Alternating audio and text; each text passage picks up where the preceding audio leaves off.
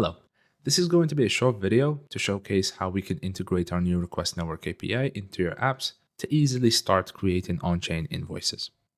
To start, in order to use the API, we need to get an API key from our portal. And all we need is to just give it a label. And we can have our API key.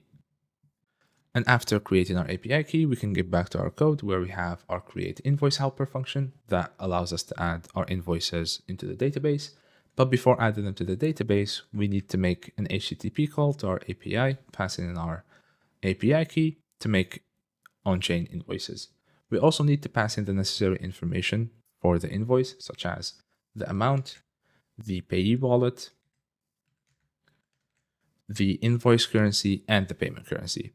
And just like that, the API will do the blockchain heavy lifting and create an invoice for you and return to us the payment reference as well as the request ID.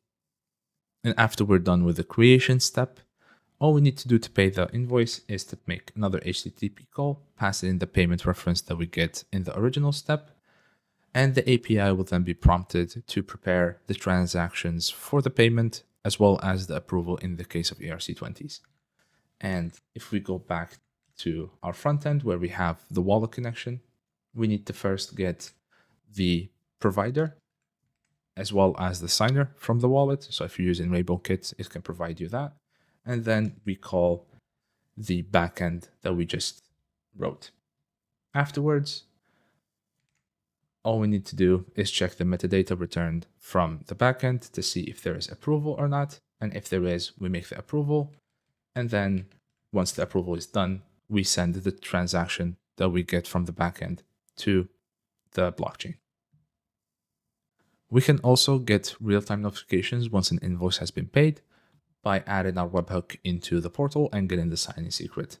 Back in our code, in our backend, in the webhook route, we need to get the signature that is always attached in the header, the Request Network API, as well as our webhook secret that we just got from the portal.